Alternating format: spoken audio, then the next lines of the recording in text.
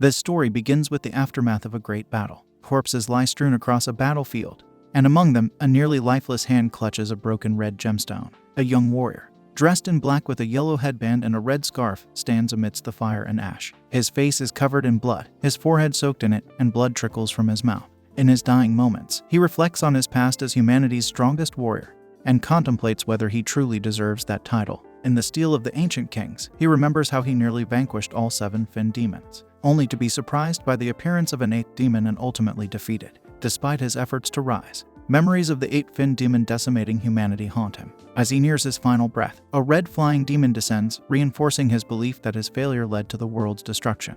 Before succumbing to darkness, he sees the demon's hand reaching out to him. In the blink of an eye, our hero awakens among a group of young men shouting salute. Confusion fills his widened eyes as he realizes he is in an unfamiliar place. He questions whether this is a dream, but the realism surrounding him suggests otherwise. Touching his face, he mourns the loss of his rugged appearance and strong physique. Who is he and where is he? These questions consume his thoughts. The answer becomes clear. He is in the Helio City, a massive walled city surrounded by a desolate wasteland.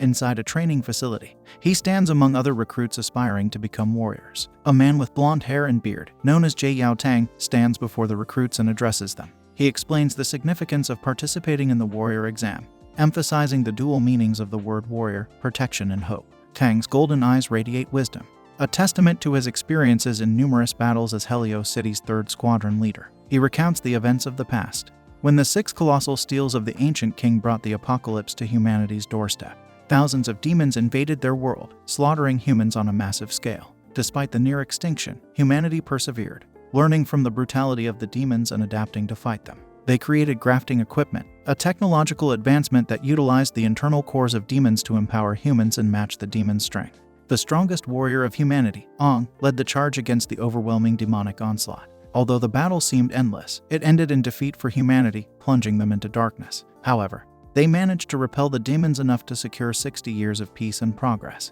Upon hearing this, our protagonist realizes that 60 years have passed since his demise, and he has been reincarnated into the future. Tang continues his speech, recounting the losses suffered by humanity, including their strongest warrior, Ong, who fell in battle against the 7 Fin demons. Our protagonist reacts internally, knowing that the true strongest demon was an unknown 8th demon. He questions how humanity remains unaware of the enemy's full capabilities. As Tang concludes his talk about the war's impact, he asks the recruits if they understand what it means to be a warrior. The others replied resolutely. However, our protagonist remains silent, lost in thought. Sensing this, Tang approaches him, towering over his smaller frame, and scolds him for his lack of understanding. He demands to know the protagonist's name. Flustered, the protagonist wonders whether revealing himself as the incarnation of the history's strongest warrior, Ong, would be believed, considering his weak and skinny new body. Before he can answer, Tang is surprised to notice that the protagonist shares the same name as the legendary warrior on his badge. Further insulting him as a mere foolish boy lacking the spirit of a true warrior,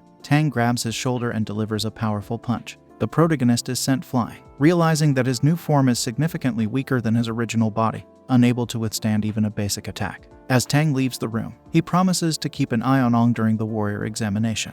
The instructor gives instructions to all the examinees, telling them to proceed to the examination grounds for the physical fitness exam. One of Ong's comrades checks up on him, and Ong expresses relief that he is alive. The young man introduces himself as Lan Snow. Meanwhile, in another part of the room, there is a female warrior standing who mocks Ong for his name and his frail appearance. She approaches closer, continuing to make fun of him, emphasizing that having the same name as the great hero Ong does not make him strong. This warrior is called Sidhulu, known as the unsmiling Rakshasa, and she is determined to battle the demons on the open field. Ong becomes angry at her behavior, wondering why his name has any relevance to her. Lan Snow explains that Sidhulu is considered the most promising warrior among the recruits. She is also the firstborn child of the most notable martial arts family in Helio City. Ong ponders why the name Sidhulu sounds familiar to him, while Lan Snow helps him get back on his feet. As they are getting up, they notice a sudden flash behind them. It is a girl with pink hair, capturing their picture, and she exclaims about witnessing a dazzling display of brotherhood. Ong looks at the curvy young woman and asks her who she is. Meanwhile, Lan Snow appears more interested in knowing if she is the person who was taking photos earlier. The girl introduces herself as Makoto and interprets Lan Snow helping Ong as something romantic.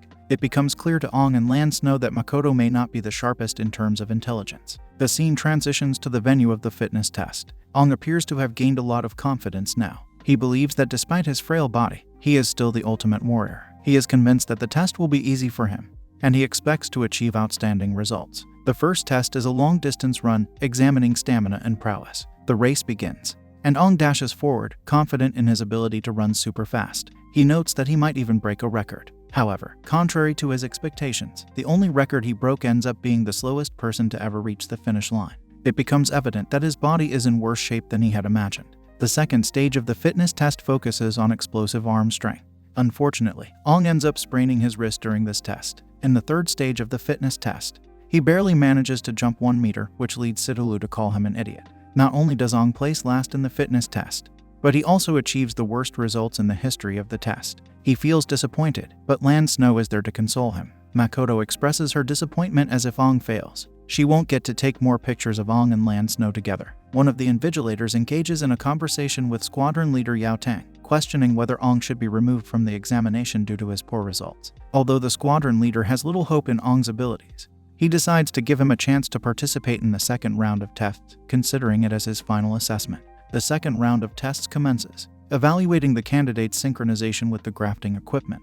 This makes Ong smile, as he believes the augmented strength from the suits might be able to compensate for his weak body. He recalls having the highest synchronization rate 60 years ago, and even though his body is unfit now, he hopes his willpower will enable him to synchronize well. Ong is visibly determined to demonstrate his true prowess as the warrior examinees are instructed to proceed into the testing venue. Ong feels a bit flustered when he sees the new appearance of the grafting equipment after 60 years. The suits are lighter and more comfortable than before. Meanwhile, on the stage, Sidulu undergoes examination for her synchronization with the grafting suit and achieves a synchronization rating of 39. This surprises everyone, given her martial arts background and her beauty. Ong, however, doesn't understand the hype surrounding her. Sidulu disconnects from the equipment and leaves the stage, captivating everyone with her dazzling exit. However, from her perspective, we see her anxiety and how she forces herself to remain calm and composed. On the other hand, Ong is somewhat impressed by her abilities, contemplating how she managed to achieve a synchronization rate of 39 considering that this is just an assessment. Lan Snow and Ong discuss their thoughts on Sidulu, appreciating the hidden strength beneath her slender body. Lan Snow notices that Ong shows no signs of nervousness regarding the second exam, so he asks how he does it. Ong simply responds that he is accustomed to it, without providing further explanation. As the tests progress, the rookie examinees are seen experiencing intense pain during their synchronization rate assessments with the grafting equipment. The demonic core has a significant impact on the body, placing a heavy burden that the body must endure initially to reach the 10% synchronization rate required to pass. However, many of the rookies are unable to withstand the pain, with some even giving up. Despite the challenges, both Lan Snow and Makoto manage to pass the test. Lan Snow achieves a synchronization rate of 24%, while Makoto achieves a surprising synchronization rate of 30%, surpassing everyone's expectations. Squadron leader Yao Tang is pleased with the discovery of these promising rookies who show actual potential. His assistant informs him that they have better rookies compared to other C-rank cities, as 6 rookies in this assessment alone have achieved synchronization rates over 30%. While they can be proud of having a good batch of rookies, there are also some weaker candidates, most notably Ong. As Ong prepares to step onto the stage, he notices everyone's attention on him. However, this does not deter him from his goal. He is determined to showcase the true capabilities of humanity's strongest warrior. As he confidently walks towards the stage, Ong's heart races with anticipation. He places his hand on the strength core, a radiant red gemstone that resembles the one he clutched tightly while on the brink of death in his previous life.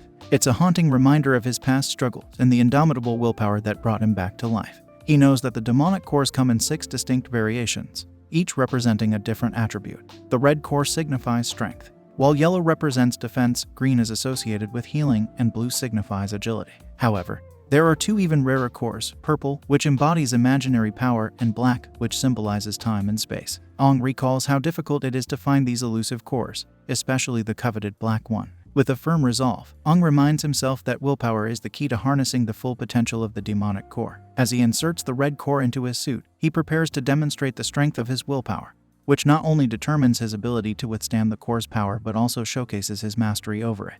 The cord connects to Ong's core, and a dazzling display of red sparks engulfs the room, the brilliance even reaching the adjacent lounge. The selected rookies are astonished by the powerful reaction and the remarkable synchronization rate displayed by Ong. As the synchronization rate instantly reaches 40%, Ong can feel the intensity of the core's power coursing through his veins. The number continues to climb higher, defying expectations. Determined to push himself to his limits, Ong taps into his deepest reservoirs of willpower. The rate surges to 60%, leaving the squadron leader astounded, questioning the accuracy of the equipment or calculation process. The number defies all expectations, escalating from 70% to a remarkable 80%. In that moment, Ong is in his element, feeling the raw power surge through his body. But suddenly, everything comes crashing down. A wave of power drains from Ong, leaving him feeling powerless and vulnerable. The red core cracks under the strain and snaps, severing the connection. Ong crumples to the floor, coming face to face with the realization that his physical body is unable to withstand the immense power he possesses.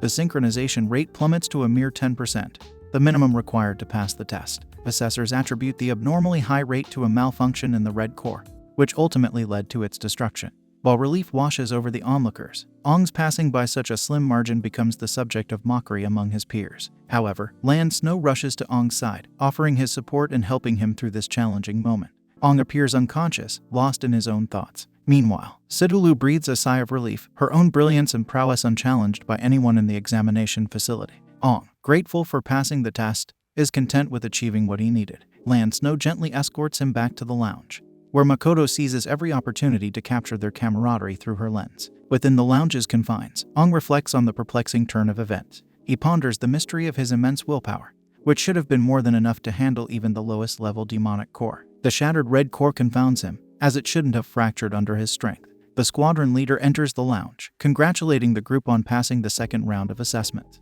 Now, it is time for the final and most daunting challenge, the practical test. Leaving the room, the squadron leader's attention is caught by a small fragment of the red core on the floor near Ong's previous position. Intrigued by this discovery, the squadron leader's curiosity about Ong intensifies. There is something extraordinary about Ong's unwavering determination that captures the attention of Yao Tang. With anticipation, the squadron leader wonders what Ong will reveal in the upcoming final test, ominously named Hunting in the Fog Beyond the Walls. High above Helio City, a flock of birds gracefully soars through the sky, while the sturdy walls surrounding the city provide a sense of security from the demon-infested world beyond. Few possess the confidence to venture beyond these protective barriers, but warriors are meant to embrace such leaps of faith. The compound door slowly opens, granting the young rookies their first glimpse of the outside world. As the door lifts, the radiant rays of the sun pour in, illuminating their eager faces. Ong ponders the reasons why humans have chosen to live within these isolated havens while the other rookies savor their first breaths of fresh air. Although equipped with a new strength core for his grafting equipment, Ong remains convinced that the core was not the underlying issue. He senses that something within his own body rejected the power, perhaps a side effect of his transmigration. However, he pushes aside these concerns, fully focused on the impending test. Taking a bold step outside the compound door, Ong leaves behind the comforts of the city and enters the vast real world. Almost instantly, a chilling sensation courses through his body, alerting the demons to his presence. It's as if his presence triggers a radar, notifying the demon kind of his existence. The ripple effect spreads, with more and more demons becoming aware of him until the information reaches a deep, dark cave. There, a shadowy demon, filled with curiosity and a tinge of jealousy, wonders how a demon could surpass his rank. Sensing the darkness emanating from within, it felt as if a dark presence hides within him. As then, he was interrupted by a voice and he turns around, only to be confronted by Sidulu, who impatiently questions his lack of movement. Lan Snow follows closely behind, expressing concern for Ong's well-being. Interrupting their interaction, an instructor urges them to gather quickly as everyone else has already departed. It appears that the four of them will form a team. Makoto remarks about Ong's intention to create a team with them all along, but Sidulu swiftly dismisses the notion, warning Ong not to drag the team down. Internally, Sidulu wrestles with her own anxieties, relieved that her fear that no one would want to partner with her did not come to pass. Encouraging words from Snow uplift Ong's spirits as they prepare to give their best in the upcoming training. Makoto takes a selfie, capturing the unity of their newfound team, and they set off together. Among the valuable items in their possession is the dispelling steel, a steel obtained from ancient kings. This solid stone-like black steel contains a special substance used to dispel the fog. The instructor informs the squads that the final assessment will be conducted in groups of 4, where they must navigate through the fog-covered terrain. Designated locations are marked with flashing lights, and their task is to insert the dispelling device into these lights to clear the fog. Once accomplished, they must hunt down as many finless demons as possible. The assessment evaluates both individual strength and team cooperation, making it the most daunting trial of all. It requires not only physical prowess but also mental resilience to overcome challenges and work seamlessly as a team. Proper scanning of the area and engaging demons swiftly are crucial to earning the title of warrior. As the examination proceeds, a woman of stunning beauty gazes down from atop the wall. However, her attention shifts to Sidulu, driven by the weight of her family name. This woman is none other than 2nd Squadron Leader Data Gel. Engaging the 2 men beside her, she seeks their opinions, while the 1st Squadron Leader, Joel, shares his interest in Sidulu's growth. Meanwhile, the third squadron leader, Yao Tang, remains intrigued by Ong, mentioning him to his comrades. Yao Tang suggests that Ong is worth keeping an eye on, as he had sent the red core used by Ong during the synchronization exam for testing. Surprisingly, the core showed no signs of malfunction, leaving them puzzled. Before Yao Tang can delve deeper into the matter, Jill interrupts with a playful name-calling, irritating Tang. Nonetheless, Data Gel prioritizes the safety of the rookies, inquiring about the accuracy of demon grading.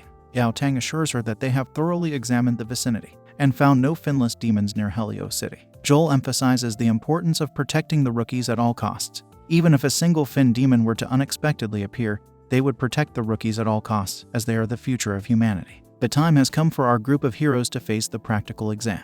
Ong, Snow, Makoto, and Sidulu appear ready for the challenge. Ong holds the dispelling device, but Sidulu snatches it from him and takes off, urging the rest to follow. Although annoyed by her attention-seeking behavior, Ong complies and leads the group through the fog, aware of the potential dangers that lie ahead. They spot the flashing light, their designated destination, and sprint with determination. As they approach, Sidulu, known for her flair, leaps high into the air, executing a graceful backflip before landing on her feet and inserting the dispelling device into the objective. Impressed, Dada acknowledges Sidulu's prowess, noting her impressive stamina despite her green recovery core. Unbeknownst to Sidulu, a group of demons begins to advance towards her. However, the rest of the squad is right behind her. Ong instructs Snow to utilize his defense core, prompting Snow to leap into the air and land near the demons. His impact generates a powerful shockwave, sending the demons soaring while creating a shield bubble to protect the battlefield. This display leaves squadron leader Yao Tang in awe of Snow's mastery over his core powers. Ong elegantly brandishes his dagger and assigns Liu and Sidulu to dispatch a demon each.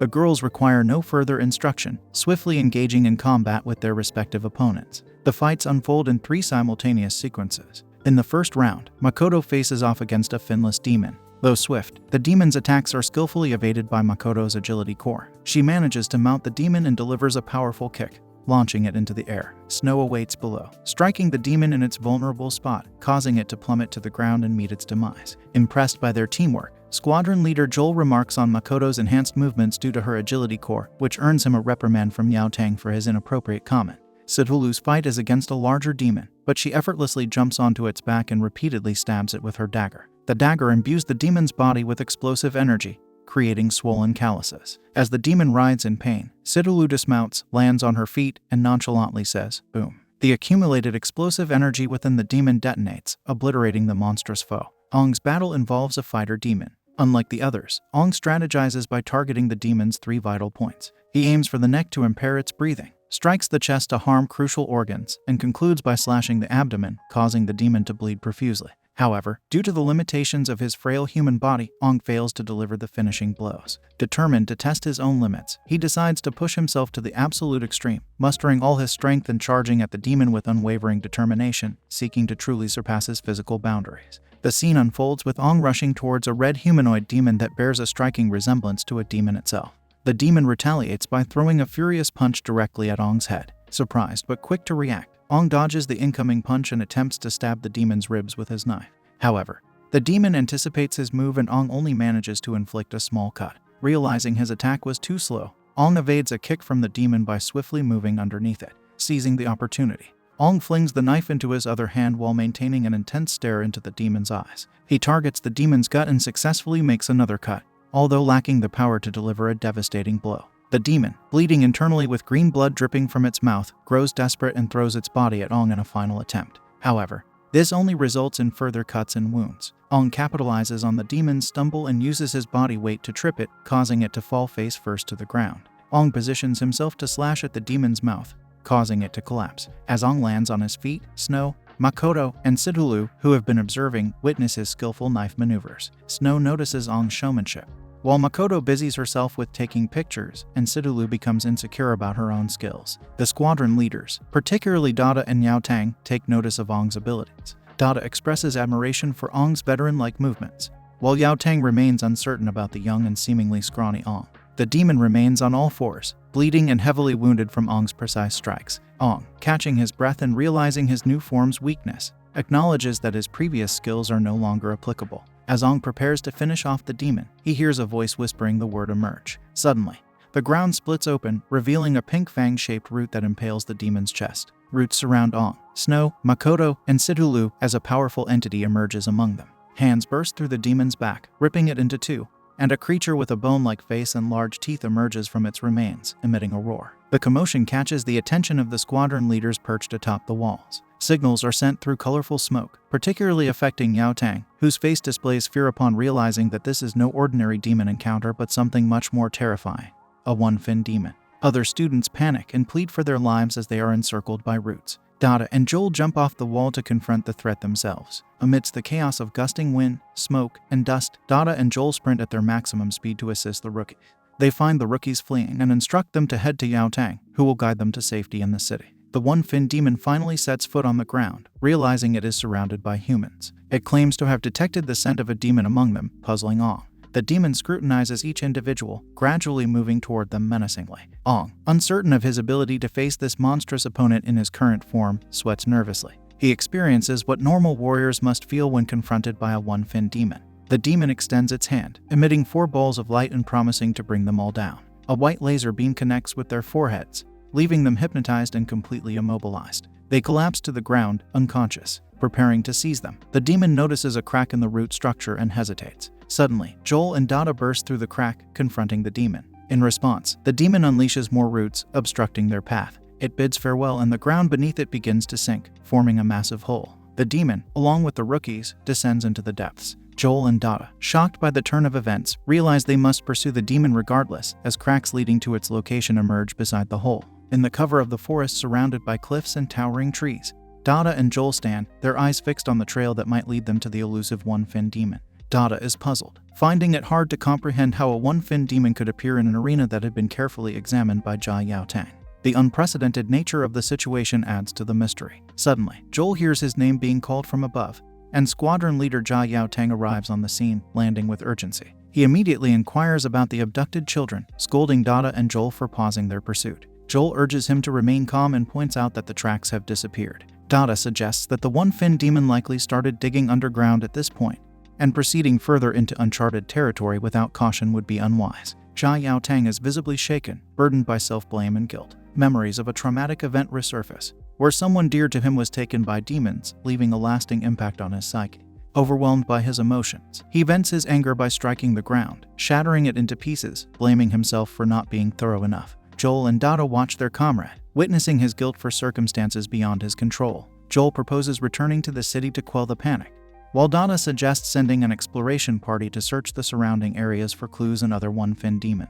She attempts to console Yao Tang, placing a hand on his shoulder, but he pushes her away, insisting they both head back first so he can continue searching. Initially annoyed, Joel is interrupted by Dada, who reminds them that Yao Tang wouldn't have listened anyway. They understand that Yao Tang has never been the same since his younger brother was taken by a demon, and the examinees reminded him of his lost sibling. Deep in a cavernous structure underground, Ong regains consciousness, finding himself tied to a pillar alongside his comrades. They are surrounded by the one-fin demon, its mouth agape, asking if Ong has awakened. Ong quickly realizes he can understand the demon's words, and the demon acknowledges his uniqueness for waking up faster than the others. Intrigued by our hero, the demon wonders why Ong smells like a demon despite being human. Confused and bleeding from his face, Ong asks what the demon means. Suddenly, the crystal within Ong's suit surges with a blast of red energy, propelling the demon backward. With his knife in hand, Ong charges toward the demon, ready to deliver a lethal blow. In retaliation, the demon strikes with its sharp claws, but Ong evades the attack with a skillful backflip.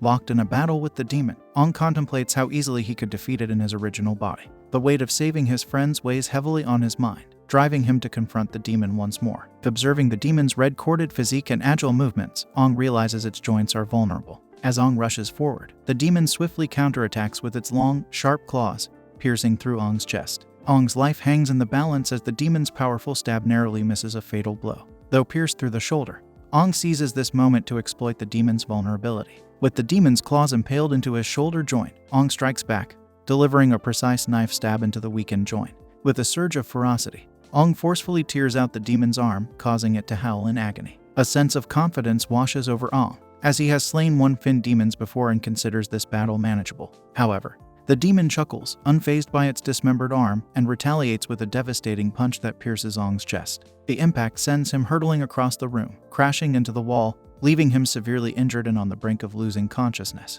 The demon reveals its nature as a wood-type demon with a redwood core, surprising Ong with its regenerative ability. A sense of despair engulfs Ong as he realizes that the demons have evolved over the centuries, now possessing healing powers similar to the green cord demons. As Ong lies on the verge of death, the demon, curious about Ong's unique resilience, gestures him forward. Roots sprout from the wall, impaling Ong's body and inflicting further damage. Gripping Ong by the head, the demon contemplates letting him die. Overwhelmed by excruciating pain and the weight of failure, Ong reflects on his comrades and the impending doom they face. However, an internal voice resists accepting this fate. Observing Ong's lifeless state, the demon wonders if devouring him would grant it further evolution. Just as the demon is about to consume Ong, something within him awakens, the spirit of a powerful demon. A surge of immense energy propels the demon backward. The voice within Ong speaks, emphasizing that he cannot die, as it would hinder its plans. The crystal embedded in Ong's suit activates, intensifying the voice's presence. The one-fin demon senses a terrifying force within Ong, speculating whether it is a 5-fin or 6-fin demon. Ong levitates, emanating a powerful aura, while the voice within him mocks the demon's perception of his weakness. A metamorphosis begins as Ong's body undergoes a radical transformation. His limbs turn red, claws protrude from his fingertips, and he assumes the form of a fearsome red demon with silver hair and menacing horns. A surge of explosive energy erupts from Ong's body, piercing through the ceiling and illuminating the room in a crimson glow. The impact reverberates, reaching the surface and obliterating nearby demons. The force is so immense that it shreds their existence to pieces. The area pulsates with the aftermath of the explosion, with Ong standing at its core, radiating a powerful demonic energy. This newly transformed Ong, the only 8-fin demon in existence, proclaims himself as the Crimson Crystal's strongest entity, the king of all demons. The one-fin demon succumbs to a nervous breakdown, recognizing the formidable foe it faces, and obediently falls to its knees. Ong commands the demon to speak his name, and in a trembling, broken voice, it declares him the Crimson Fin King. A magnificent yet terrifying sight, Ong now stands as the supreme demon above all others. While searching for the missing examinees, the 3rd Squadron leader patrolled the area. Suddenly, a powerful gust of wind nearly swept him off his feet, but he managed to hold on. In the midst of this, he noticed a dragon-like green demon and swiftly attacked it in a fit of rage. With a powerful punch, he impaled the demon, causing its internal organs to explode. Another demon attempted to strike him, but he skillfully evaded the attack and retaliated with a jaw-breaking kick. He then slammed the demon to the ground and thrust his foot through its neck, ending its life. After dispatching these demons, the squadron leader realized his patrol was complete, yet the missing examinees were nowhere to be found. Worry creased his face as he understood the urgency of finding them before nightfall, knowing they could be lost forever. Looking up at the sky, he pondered the fate of his brother and felt a sense of responsibility to locate the examinees. Suddenly, an explosion behind him caught his attention, a result of Ong's transformation. A crimson beam of energy surged skyward, causing destruction in its wake. The shockwave toppled buildings, crumbled the ground, and obliterated nearby monsters, shielding his face and eyes. The squadron leader wondered about the origin of this energy wave. He turned towards the source, contemplating if the missing examinees were there. Meanwhile, in the underground bunker where the one-fin demon held the examinees captive, Ong, now transformed into the Crimson Fin King, descended to the ground. The demon kneeled before him, addressing him as their king. The Crimson King marveled at the darkness of the sky, realizing it had not changed even after his return. He posed a question to the one-fin demon, demanding an answer: had the demon lords remained the same since his disappearance? The demon confirmed this, stating that the demon lords' positions remained unchanged. The Crimson King chuckled, remarking on the apparent peace among the demon lords, suggesting they had forgotten their past actions against him 6 decades ago. Disappointed in the human body he inhabited, the Crimson King had chosen it due to its status as humanity's strongest soldier. However, he did not anticipate its weakness after reincarnation. He felt his last bit of consciousness was wasted in this situation and vowed to awaken the human completely, allowing him to make his grand appearance once more. Frustrated by Ong's perceived weakness, he resolved to patiently await Ong's awakening and understanding of the concept of thin memories. The lesser demon asked the Crimson King if he referred to the memories used for evolution. The Crimson King explained how fins prominently displayed on demons' bodies indicated their strength and level, with more fins indicating higher power. Regular demons evolved by devouring others of the same kind, while Ong, as a human warrior, needed to consume demons of higher levels to acquire their fin memories and evolve into a higher being. The Crimson King regarded the one-fin demon as a present prey and, despite its pleas, deemed it unworthy. He directed his finger upward, obliterating the demon and preparing it for consumption. The Crimson King saw the demon's worth solely in aiding Ong's awakening and acquiring his first fin memory. Addressing Ong, he expressed readiness for the first step and warned him not to disappoint when leveling up in the future. He then departed Ong's body, asking him to awaken gradually until reaching the 8th fin stage. The Crimson King would remain dormant until Ong fulfilled his promise, awakening him once more. Ong fell to the floor, kneeling as the crimson crystal in his chest began to glow. the Crimson King gradually vanished, and Ong's human form returned as he awoke in his original body. He lay on the battlefield beside a comrade who referred to him as their king. The soldier, desperate to survive, expressed that someone was waiting for him to return. Ong extended his hand, promising not to let them die and vowing to help everyone survive. As they both neared the end of their breaths, the soldier's soul departed, remarking that they had all already died. A deformed and mutilated face from Ong's past life appeared, questioning why he alone was still alive.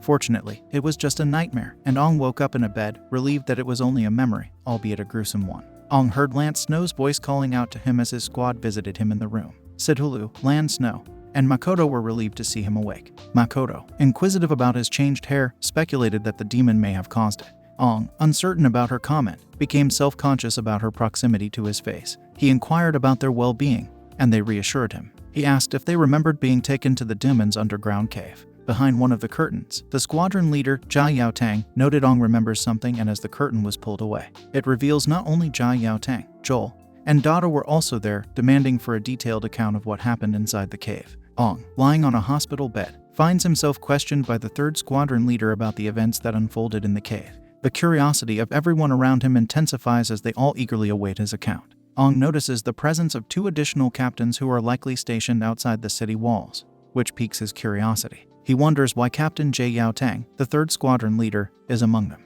Just as the conversation is about to shift, Dada Gel, the 2nd Squadron leader, interjects and claims that it was Yaotang, whom she calls Tang Tang, was the one who safely rescued them from the chaos. However, Dada's choice of nickname for Yaotang doesn't sit well with him, leading to a playful exchange of words. The squad observes this interaction with a sense of intrigue and discomfort. The 1st Squadron leader, Joel, reveals that they were discovered outside the cave in an unconscious state, lying helplessly on the ground. He expresses relief that the dangerous Fin demon was not in close proximity, otherwise they would have met their demise. Dada then informs the group that the other 3 team members regained consciousness relatively quickly. However, Ong, the focus of attention, remained in a coma and experienced notable physical changes in his hair, eyes, and body. While staring at his own reflection in the mirror, Ong becomes aware of a mark on his face, hinting at the influence of the Crimson King. Nevertheless, he remains unaware of the significance behind it. Meanwhile, Dada continues to press Ong for a detailed recollection of his memories. Ong finds it challenging to concentrate and becomes increasingly preoccupied with the transformation of his appearance. He feels unrecognizable even to himself. Ong's memory of the events in the cave is hazy, except for his desperate effort to combat a demon before losing consciousness due to a near-fatal encounter with the tree demon. As Ong contemplates revealing the truth about his reincarnation, he becomes uncertain. He realizes that disclosing this information may lead to disbelief and skepticism since he himself has no recollection of the events that transpired.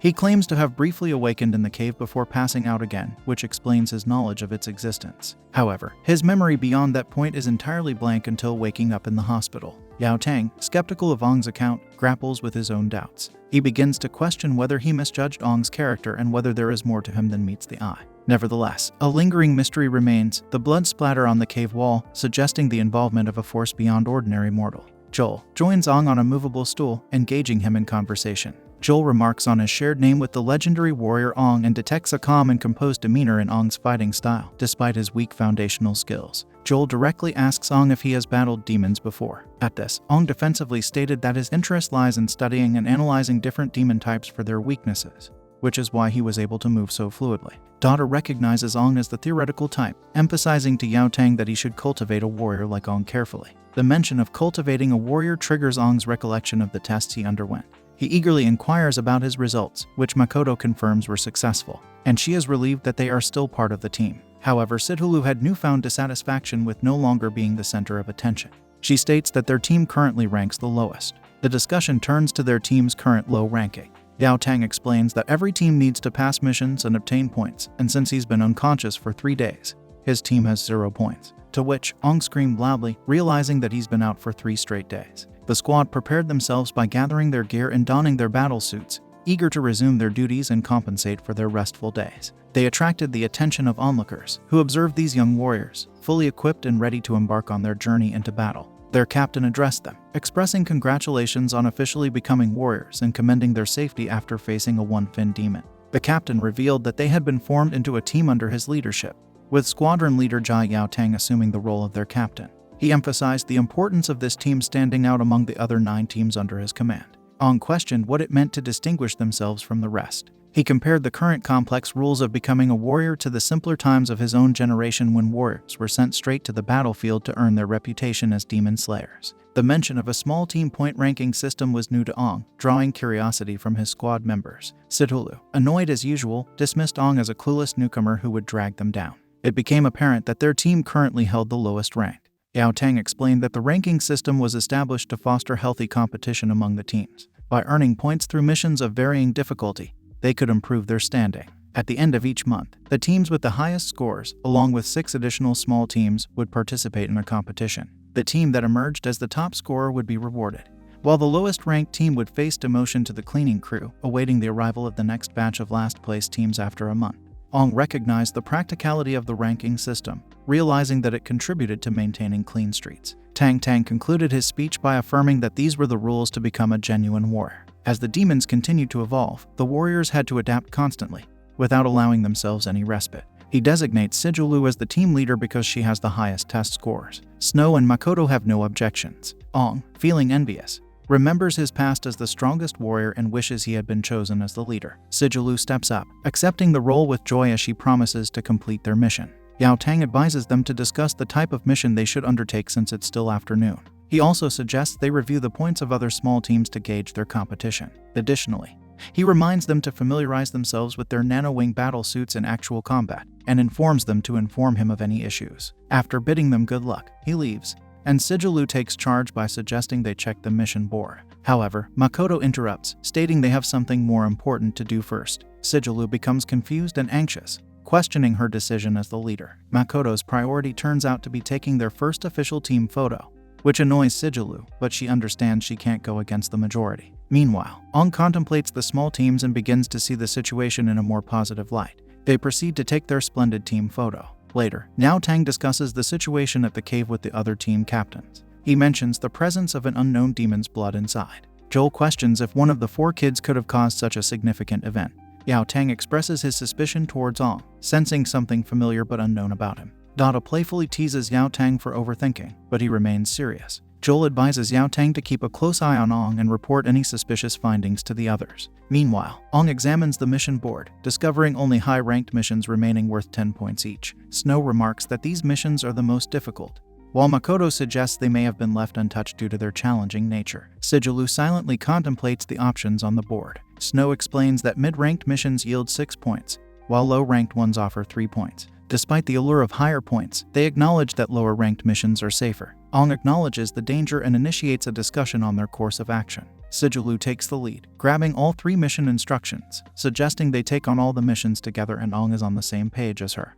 Our heroes sprint through rocky terrain outside the city walls, heading towards their mission objective. During the run, our protagonist activates the nano-wing suit abilities by tapping the redstone on his chest. Instantly, his suit begins to emit a yellow glow, and sharp claws emerge from his back, surprising him with the nanotechnology's power. Soon, those claws transform into wings, enhancing his running speed as he quickly surpasses the rest of the team. In an instant, he charges towards a massive rock, effortlessly carving through it. He realizes the nano-wing's ability to transform into a weapon, and a dagger materializes in his hand. Holding the dagger, he admires the advancements in nano-equipment technology over the past 60 years. Sejulu asks the squad if they're ready, and they all confirm their readiness for the mission at hand. Their target is 2 non-fin demons, and she suggests taking them down simultaneously. With a commanding expression of a true leader, she instructs the squad to strictly follow the plan and set off. The team rushes towards their target, prepared for an intense battle showcasing their abilities once again. As the demons sense the impending ambush, they assume their battle stances.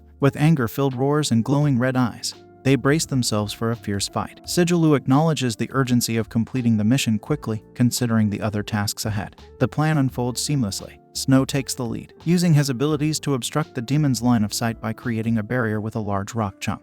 The confused demons struggle to comprehend the situation as the ground transforms into a wall before them. Meanwhile, Ong and Makoto flank from the side to incapacitate the 2 monsters. With impeccable timing, they swiftly engage each demon, disabling their legs and rendering them immobile. The agonized monsters' screams echo as they futilely attempt to flee, their knees destroyed by Ong's precise strikes. Unexpectedly, Land Snow joins the battle, launching a powerful attack. His punches connect with the demons' jaws, shattering them and causing the ground to tremble. With their throats exposed and bodies paralyzed, the team leader strikes from above, Swinging her sword with rapid slashes, she effortlessly cleaves through the demon's flesh. After landing on the ground, she knows her mission is accomplished. Her special ability, the overload treatment, begins to take effect. Each cut she inflicted overloads with green energy, turning the demons into living bombs. In a violent explosion, the two demons disintegrate, showering the air with their gruesome remains. Amidst the chaos, Sigilou stands unscathed, exuding her usual flawlessness. The dissipating fog and cleared visibility in the area are attributed to Makoto's use of a device after dealing with the demon.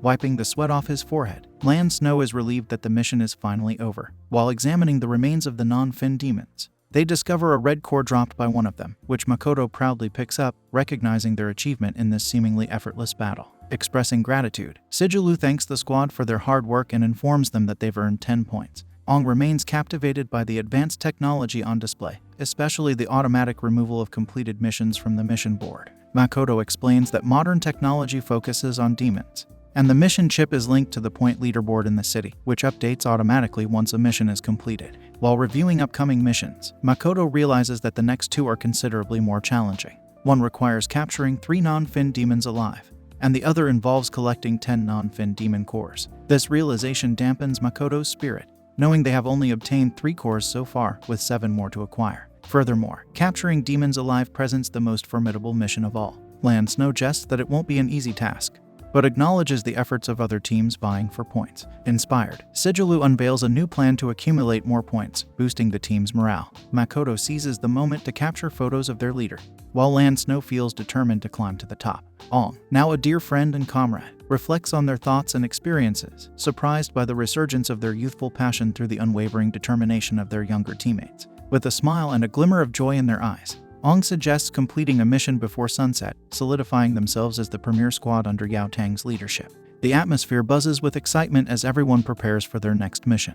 Although Sigilou is slightly irked by Ong stealing all the cool lines, she is slowly warming up to him. As the sun began to set, the squad realized they still had to finish their mission. Lan Snow took the initiative and securely bound a demon, using a thick cloth to cover its mouth and control it. Another demon had already been captured and lay nearby. The squad successfully managed to capture 3 demons alive, completing their mission. 2 of the demons resembled green dinosaurs, while the remaining one had a red color and a gorilla-like appearance. Sigilou noticed that they had run out of tranquilizers typically used to capture non-fin demons. However, they made do with a few specialized bullets, which Sigilou skillfully handled. She explained that these guns were created using advanced nanoparticle technology and were specifically designed to tranquilize demons. Despite being considered beginner weapons for the nano-wing suit, their creation and usage were significantly more complex. Ong sat down near the restrained demons and pondered the advancements in tranquilizer guns, recalling how in the past they had to rely on sheer force to subdue demons, often causing severe harm and potential brain damage. Snow expressed relief that they had managed to capture the demons before depleting all their tranquilizer bullets, marking the completion of their mission. Amidst the scene of numerous slain demons, Snow found irony in the fact that they had to eliminate a large group just to capture 3. Feeling extremely fatigued, Makoto suggested they return to the city before sunset, as it was a rule to avoid potential consequences, emphasizing the importance of heading home and having dinner before daylight faded. Ong, however, experienced a moment of existential uncertainty, questioning whether he even had a place he could call home in his current state. Sigilou mentioned her own need to swiftly return to the dojo, upholding her commitment to following the rules and avoiding any missteps. The final task remaining was to use the locating system to transmit the coordinates to the researchers, marking the mission as completed once the unconscious demons were retrieved. Suddenly, Ong sensed a malevolent presence in the vicinity, but before he could alert the squad, a laser beam swiftly pierced through the captured demons, causing their demise. The squad stood in disbelief as their painstaking efforts were abruptly thwarted by an unexpected attack. The demons they had worked so hard to capture were now lifeless, their mouths oozing blood from the bullet wounds. The air filled with the acrid scent of gunpowder as an irritating voice mocked them, claiming that they wouldn't be allowed to complete their mission. Makoto and Lan Snow immediately scanned their surroundings, while Sigilou remained vigilant, surveying the area with her sharp instincts. They discovered that it was another squad led by an individual who appeared resentful that Ong's rookie team had claimed all the high-priority missions from the mission board. Wearing a gas mask, the leader declared Ong's team as their new adversaries. Ong remains composed in this situation and calmly inquires about the squad's identity. It turns out that this squad had joined Yao Tang in the previous assessment. Ong is uncertain whether the guy meant that his name was Black Gun or if the entire squad went by that name. In any case, these individuals were Ong's seniors and ranked among the top 9 squads. The red-haired guy asks his companion how many squads joined Yao Tang this time, and she informs him that 3 squads joined, which surprises him. These seniors have a sense of entitlement and expect Ong's squad to show them respect before proceeding with anything. The seniors leap from their positions and approach our heroes, but they abruptly halt as they draw near. They demand that the rookies seek their approval before undertaking any high-ranking missions. When they receive no response, they assume that the rookies are not taking them seriously and interpret every action as disrespect. Sigilu is taken aback, her gaze empty and speechless, as she observes the demons they had slain and recalls the effort it took to capture them. Though her eyes reflect her seething anger, she restrains herself and refrains from venting her frustration over their wasted efforts. The red-haired guy inquires about the team leader and questions why they haven't been introduced yet. However, Sigilu, not inclined to tolerate any more ego-driven talk, lunges at him, attempting a roundhouse kick. The red-haired guy swiftly dodges her attack, becoming furious and berating her for daring to attack her seniors. He belittles the entire squad, branding them as undisciplined rookies. Sigilu is still seething with anger, and each word from the red-haired guy only fuels her rage. She prepares to strike again, but Lan, Snow, and Makoto intervene, using all their strength to restrain her. Snow advises her against acting rashly, as they are still facing their seniors, while Makoto argues with the seniors, asserting that their actions are unreasonable considering they destroyed the demons that they had worked so hard to capture. The red-haired guy is annoyed and finds it laughable that they consider him unreasonable. He directs derogatory remarks toward Makoto, calling her a naive brat. Sigilu is on the verge of exploding with anger but manages to contain herself and avoids engaging in a physical confrontation. Lan Snow glances back at Ong and suggests that he engage in a conversation with them before they lose more time, as the sun is about to set. As Snow continues to restrain the team leader, Ong swiftly moves from behind, like a shadow, leaping forward with incredible speed. He jumps into the air, locking eyes with the red-haired guy, telling them to fuck off before delivering a powerful kick to his face. The impact of Ong's foot breaks the guy's mask and sends him flying backward. As the red-haired guy crashes to the ground, his team becomes concerned for him. Ong is furious, witnessing rookies being oppressed to such an extreme degree, and his blood boils. He asks if they have any idea how much effort was invested in capturing those 3 demons. The team, aside from Sigilu, is completely shocked, and she gives Ong a satisfied thumbs up, clutching his injured face.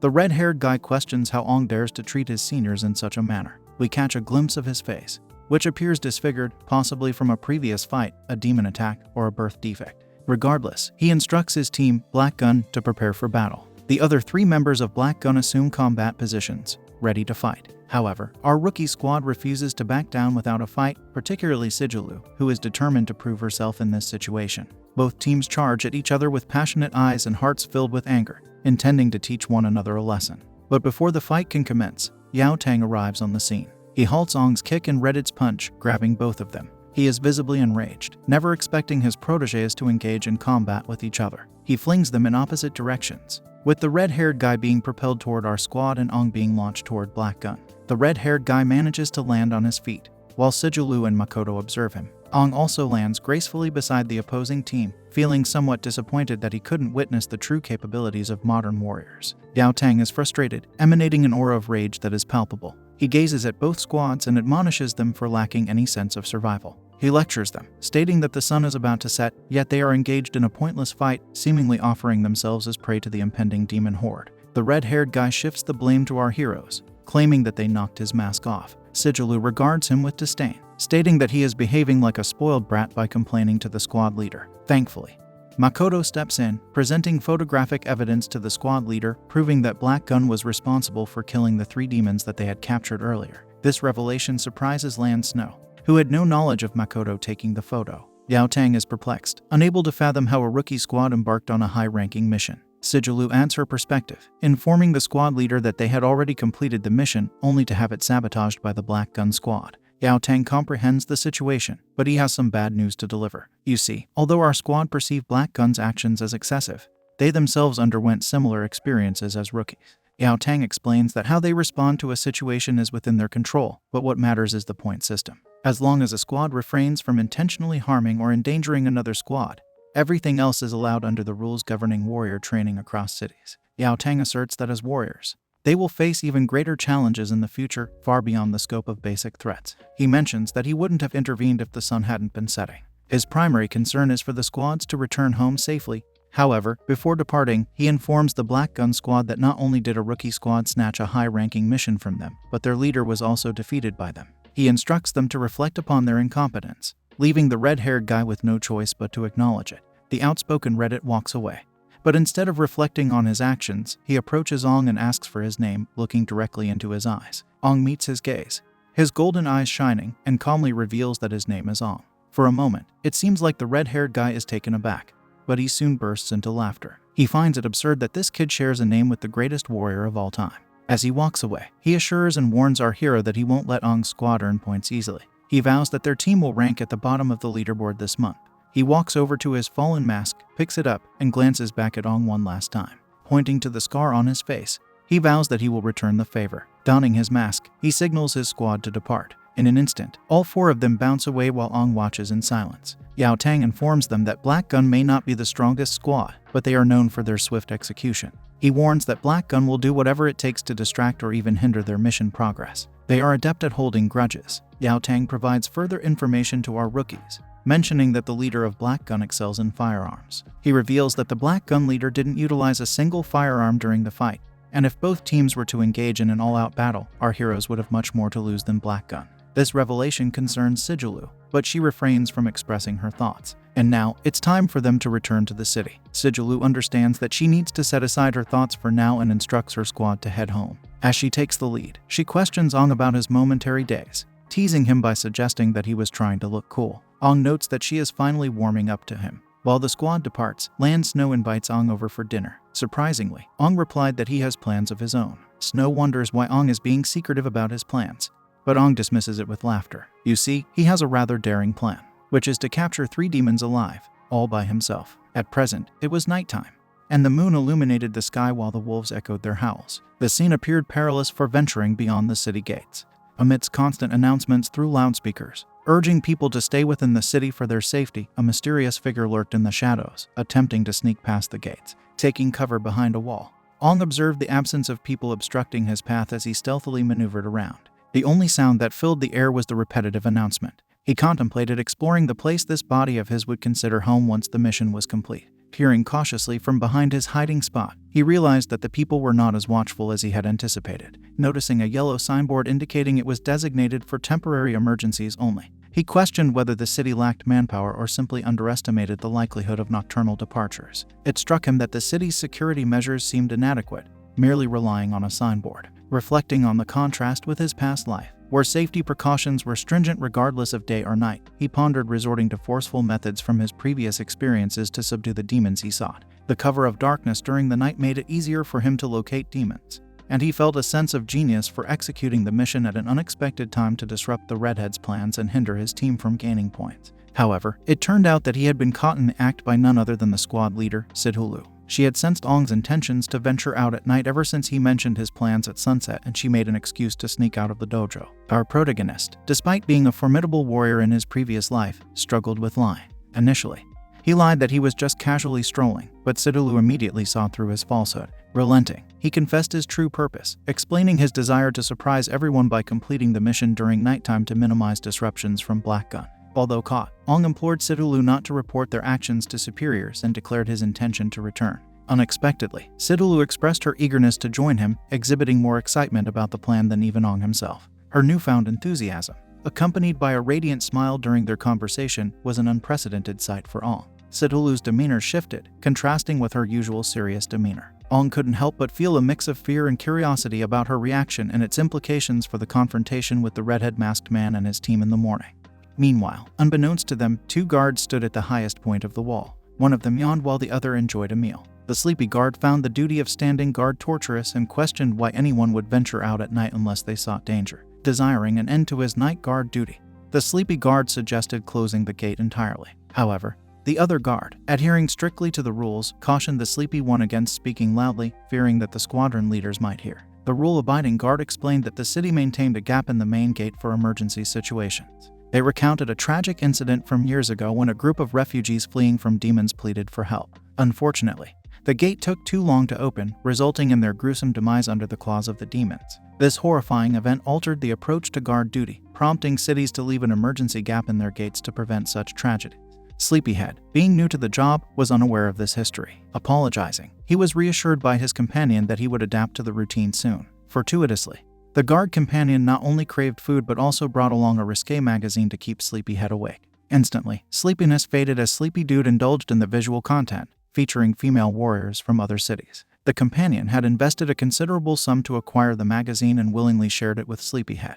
They were both engrossed in examining the latest edition, with the sleepy guard thoroughly enjoying the experience. Meanwhile, Sidhulu, accompanied by Ong, emerged from beneath the city gate. Ong swiftly made his way toward the forest on the opposite side. He noticed the altered appearance of the assessment venue, affirming Squadron Leader Yao Tang's previous statement about the thickening fog during the night, instructing Sidhulu to follow him in a different direction. They ventured far enough from the city gate to avoid detection. This secluded spot would serve as the backdrop for their intended action. Ong briefed Sidhulu on the plan. He would draw the monsters to their location, and she would incapacitate them with sheer force. Stepping into the night fog alone, he instructed her to await his signal. Sidhulu couldn't help but be captivated by Ong's confidence as he disappeared into the darkness, leaving her with an inexplicable unease in the forest outside the city. The feeling of being swallowed by the impending darkness lingered within her. She pondered whether her current emotions were driven by fear or sheer excitement. Nevertheless, she couldn't afford to dwell on that question at the moment. It was crucial for her to concentrate and be prepared to execute her attacks once Ong returned. Ong's remarkable expertise in luring out the demons was truly awe-inspiring. Every time he enticed them, they were non-fin demons, which made capturing them alive much easier. The concept of using brute force to capture demons was entirely new and exhilarating to Lu. Each time Ong brought a demon along, he would enthusiastically urge her to take the lead. Together, they would unleash their attacks on the demons, aiming primarily for their heads. Since the demons were massive, they had to navigate through various means like jumping off tree branches or propelling themselves off the ground to reach their targets. With precision and coordination, Ong and Lu repeatedly struck the demons' heads, causing them to gradually lose consciousness. This method of forcefully hitting the demons' heads, which had been effective in the past, proved its worth once again after several decades. Although it demanded significant strength and stamina, they finally achieved their goal. As Ong wiped the sweat from his face, he realized the importance of further training his body. In his previous life, he could have effortlessly accomplished these tasks with one hand. Lu informed Ong that they had successfully dealt with the third demon, concluding their mission. She couldn't help but notice how much more physically draining this experience was compared to their regular strength training at the dojo. When Ong suggested leaving the captured demons behind, Lu's curiosity was piqued. She questioned why they would abandon their hard-earned progress after coming so far. Ong enlightened her, explaining that non-fin demons lacked intelligence and didn't possess the capability to save their own kind. Additionally, he reassured her that these demons wouldn't venture too close to the city walls, rendering it safe to leave them behind. Given the substantial blows to their heads, the demons wouldn't regain consciousness anytime soon, allowing them plenty of time until early morning to return and fulfill their mission.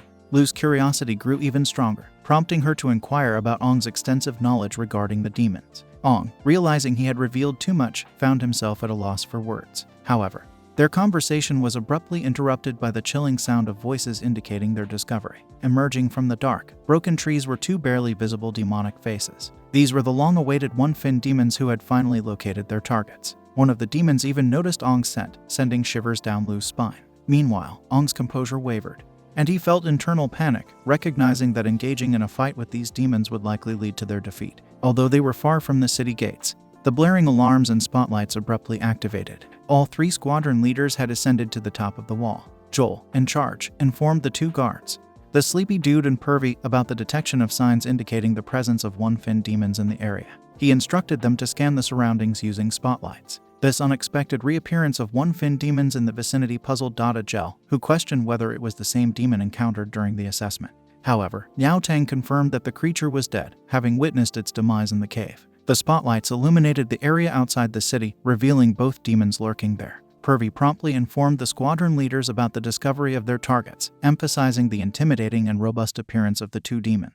Joel couldn't comprehend why two one-fin demons had appeared simultaneously, unless something had attracted them. He urged his subordinates not to panic and to secure the city gates, hoping the demons would be deterred. He also ordered the preparation of defensive turrets and activated the glowing guns surrounding the city, ready for a fierce battle against the demons. However, Yao Tang shouted, advising them not to close the gates. Dada Gel was perplexed by his command, but Yao Tang had noticed someone out there. Joel commanded the spotlights to illuminate the area once more, and as the light fell upon the ground, Yao Tang's anger surged. He questioned why those rookie bastards under his supervision were outside during such late hours. It was none other than Ong and Lu. Yao Tang realized they were trapped between the two one-fin demons and would face imminent danger unless they managed to escape immediately.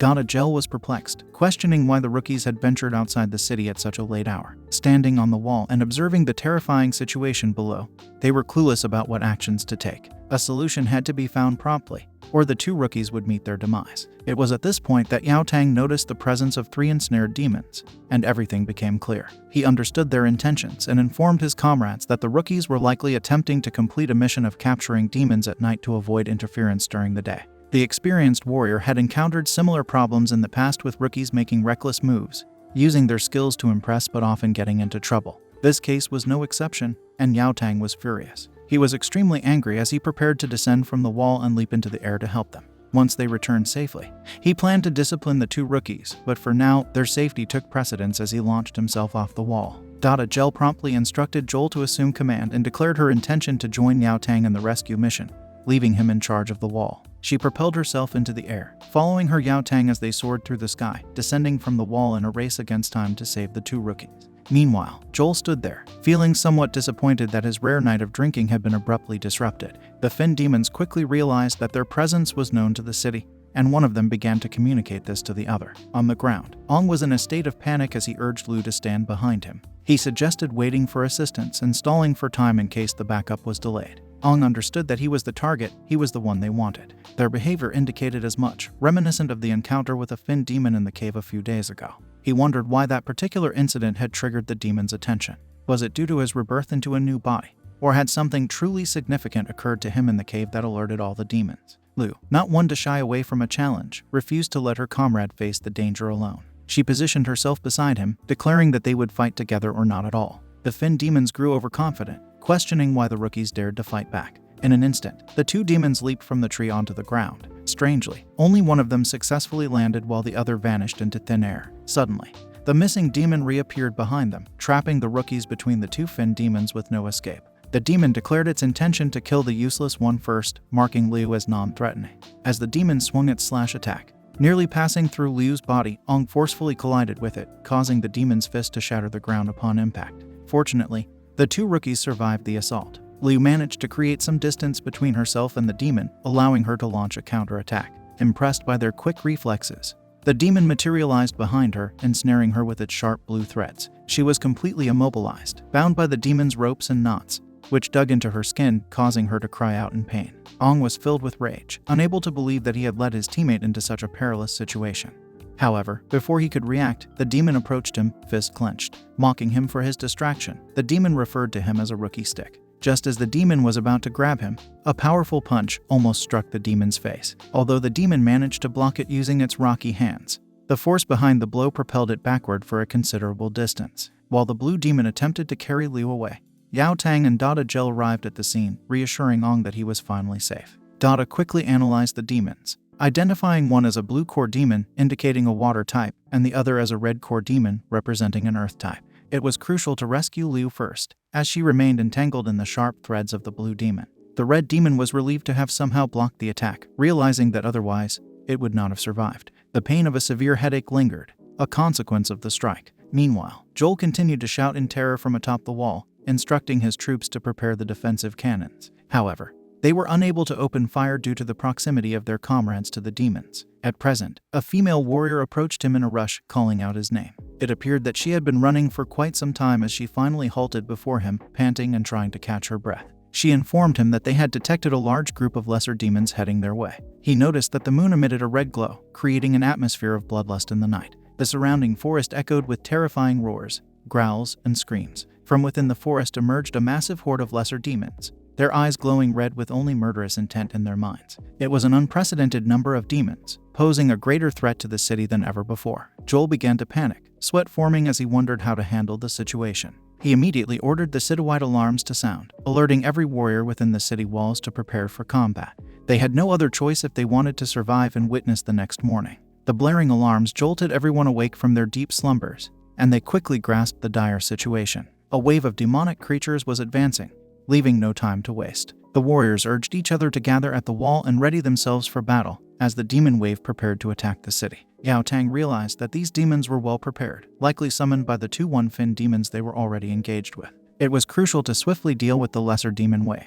Liu suggested for them to return and defend the city, knowing that their recklessness had potentially burdened them. She believed her actions had caused harm to the squadron leaders, which held some truth. The water-type demon told her to shut up and silenced her by splashing its strange liquid in her mouth. This infuriated the squadron leaders and all. Determined not to let Liu be taken away, the trio charged towards the one-fin demons, prepared for open combat.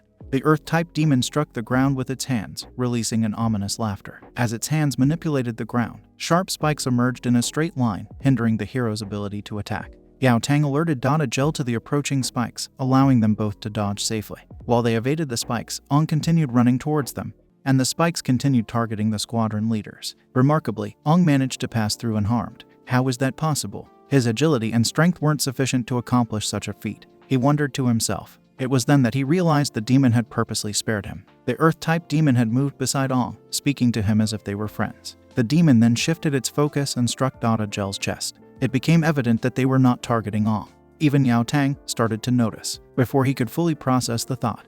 The strength-type demon relentlessly attacked him, slashing at a frenzied pace. Yao Tang struggled to determine where to block. The water-type demon extended its hand, signaling Ong to come towards Liu and take her. She was being pulled deeper into the forest. The demon intended to abduct her, using its water abilities to maneuver through the air with the assistance of trees. The demon sought to lure Ong into the forest, isolating him from the rest of the group. Ong realized the trap, aware that his current physical limitations would render him helpless. Standing there, contemplating his next move, he heard Yao Tang and Gel calling out to him, advising against pursuing them. They warned him that he couldn't defeat the demon alone. Yet, he was consumed by fear. The mere thought of harm befalling Liu terrified him. He recalled the haunting gaze in her eyes, a familiarity that brought nightmares to his sleep. The faces of the warriors he had failed to protect flashed in his mind. They had once hailed him as the warrior king, yet he couldn't save any of them. He felt he had no choice. After witnessing and experiencing all that, he resolved never to abandon her and began chasing after them, deeper into the depths of the forest. In the depths of the forest, where absolute silence reigned, the water demon had brought Sidu Liu. It loomed over her while she sat on the ground, bound by its threads. The demon observed her closely, intrigued by her presence. It was said that the one-fin demons had a strong fascination with human emotions. A little bird had informed it that humans could scream when gripped by despair or danger. Evidently, the demon desired to hear her pleas, and it wanted Liu to beg for her life. However, Liu was not one to beg. Even if she wanted to, her mouth was covered by that liquid. The demon quickly realized this and decided to remove the thing that prevented her from screaming. Now, the demon demanded that she scream, but no sound escaped her lips. She simply informed the demon that she had endured enough, expressing her refusal to beg for her life. This puzzled the water demon. It had no clue why she wasn't screaming for her life. Liu proceeded to share her story with the demon, the tale of her upbringing in a martial arts family's dojo.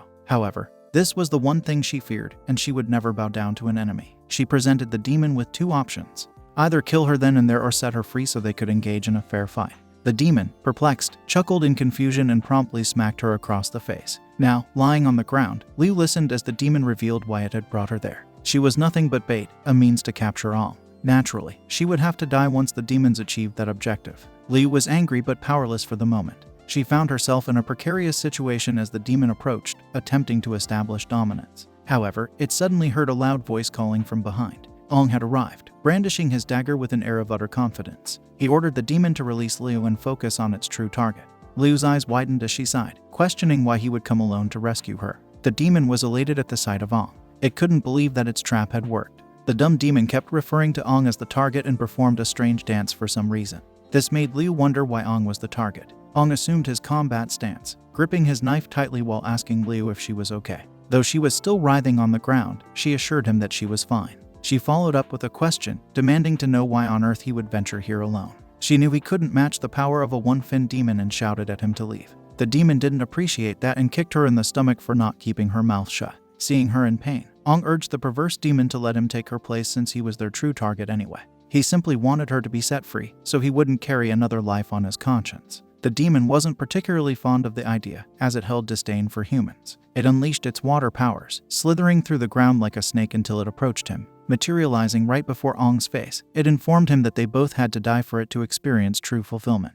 Tired of talking, Ong swiftly wielded his sword, attempting to launch a surprise attack on the foolish demon, but it evaded the strike. Its reflexes were clearly too sharp. The demon retaliated, exploiting Ong's momentary vulnerability to strike directly at his arm. Ong realized that his body couldn't react swiftly enough to such an attack and winced in pain. As the demon continued its onslaught, employing its liquid-like body in transformative ways. It grew more intrigued after catching a whiff of Ong and detecting a scent akin to a demon's. It persistently slashed at Ong, while he did his best to parry the attacks with counterattacks of his own. He couldn't help but ponder how the demons had evolved so rapidly, acquiring attributes like water and earth types during his absence. The battle raged on, and Liu could only watch helplessly as Ong suffered at the hands of the demon. If the fight persisted, he would perish, and so would she. She trembled with fear for him, questioning why he had dared to come alone. Crawling on her belly, she noticed a sharp rocky spike protruding from the ground. She realized that she couldn't remain passive and witness her friend being brutally murdered by that perverted creature. Thus, she began to crawl toward the spike, hoping to free herself in the process. In the midst of all this, Ong fought desperately for his survival. The demon threw a punch, but Ong skillfully blocked it. Realizing that this presented an opportunity for a counterattack, he forcefully swung his sword toward the demon's ugly face, fully aware that if the strike connected, it would cause significant damage. However, the demon swiftly transformed to its liquid form, evading the attack, and snatched Ong's sword before it could inflict further harm. It proceeded to toy with Ong, ridiculing his weakness and taunting him for killing a one-fin in the cave but now being unable to measure up. It believed that Ong was pretending to be weak, but with each passing word, Ong grew more and more irritated by the demon's provocations. Ong was completely clueless about what the demon is babbling about. He had no recollection of killing the one-fin demon in the cave. The demon, not appreciating Ong's attitude, intensified its humiliation tactics by stating that Ong deserved punishment.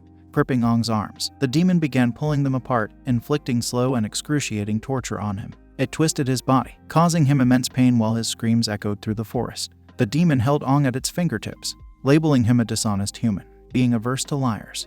The demon kicked Ong forcefully in the stomach with its muscular leg. Before he could even fall, he was sent flying through 3 different trees, finally finding respite when he landed on the ground, albeit temporarily. The demon had a burning desire to uncover Ong's secret. Its curiosity knew no bounds, to the extent that it was willing to kill Ong and everyone he cared about to obtain the information.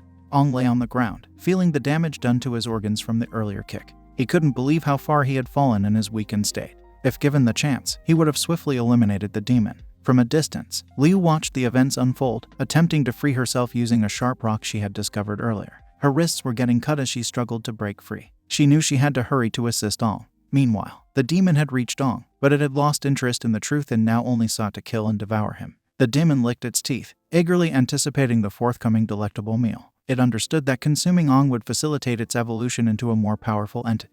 It decided to take Ong to its hidden lair, where it planned to eat him. However, the demon soon realized that things wouldn't be as simple as it initially thought. It sensed a knife grazing the back of its head.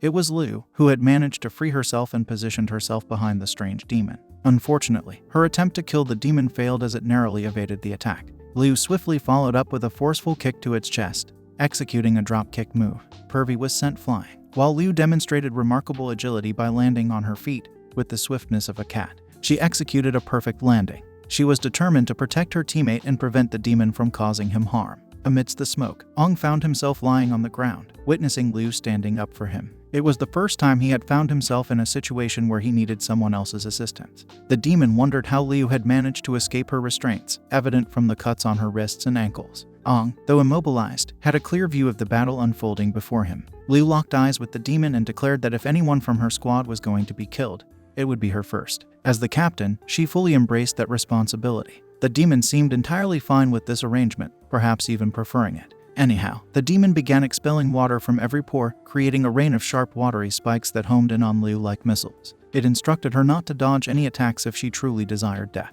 The spikes approached her, presenting 2 options: dodge them and let Ong, who was behind her, suffer a gruesome fate, or somehow block every single one of them. Liu made an unprecedented decision. She chose to actively block the attacks, sparks flying as the water spikes clashed against her metallic weapon. The situation seemed grim, except for a few bright spots. Worried for her safety, Ong urged her to evade the spikes and ensure her own well-being. However, Liu refused to dodge, asserting that her priority was protecting him. She warned him against saying another word, as it would only distract her. Deep down, she understood that there were simply too many projectiles to evade. The demon, taking things to the next level, warned Liu about an imminent threat from below. The spikes now aimed for her feet, unbeknownst to her. This was merely a distraction, as another set of binds emerged and ensnared her, lifting her off the ground. She was swiftly drawn toward the demon, and it seemed that the battle was reaching its end. The demon grabbed her by the throat, mocking her fearlessness in the face of death. It delighted in doing the opposite of what she desired, vowing not to kill Liu but instead subject her to humiliation. Now, this marks the end of this manhwa. If you liked the video, do consider supporting the channel by liking it and subscribing. With that said, see you guys on our next recap. Have a nice day.